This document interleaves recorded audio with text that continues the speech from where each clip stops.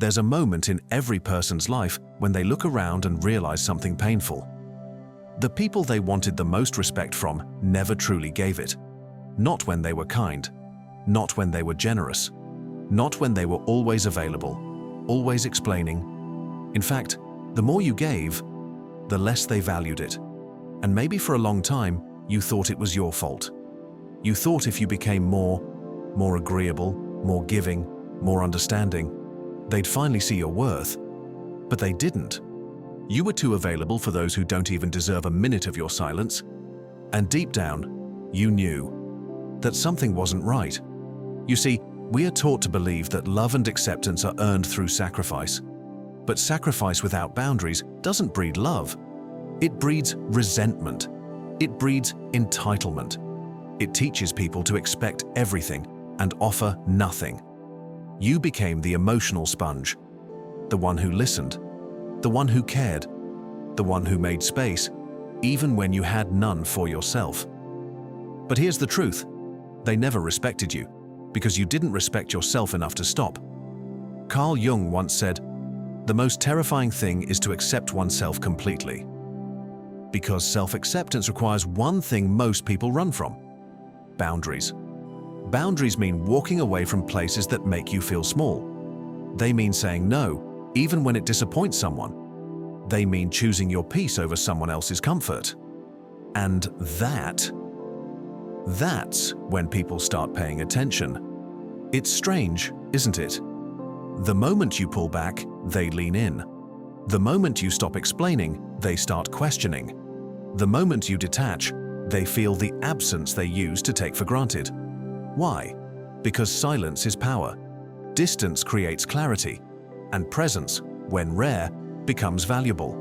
The truth is, people who expect constant access to you don't always value you. They value the emotional services you provide, and when you stop playing that role, they don't know what to do with you. That's when you realize they never loved you.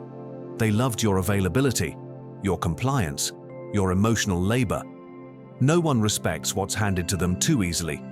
No one values what they didn't have to earn. And so, when you stop auditioning for love, when you stop proving, explaining, and overgiving, you shift from being someone they use to someone they notice.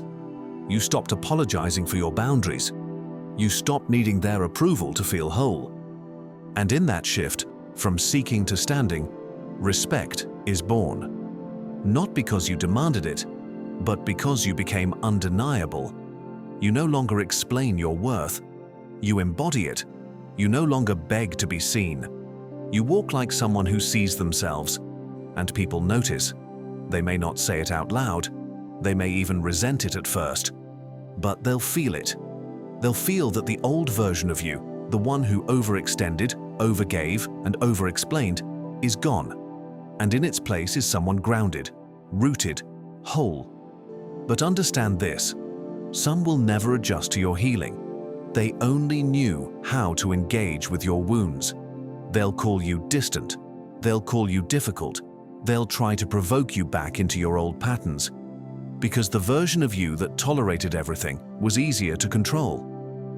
But this version, the one who honors themselves, the one who can sit in silence, walk away in peace, and choose solitude over disrespect, that version is powerful. That version doesn't chase, doesn't prove, doesn't perform. But be wise. This isn't about becoming emotionally unavailable or untouchable. Don't confuse healing with avoidance. This is about balance, about discernment. Know who deserves your time, your energy, your presence. Not everyone gets front row access to your life just because they show up. Guarding your energy isn't selfish, it's sacred.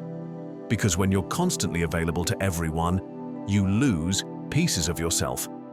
So, if you're wondering why they never respected you before, maybe it's because you were too available, too giving, too forgiving. Maybe, without knowing it, you were writing a script that taught others how to treat you. But now, you're rewriting it, not out of bitterness, but out of love for yourself. Because being loved means nothing if you have to abandon yourself to receive it. Respect doesn't start when others see your value. It starts when you do. And from that moment on, everything changes.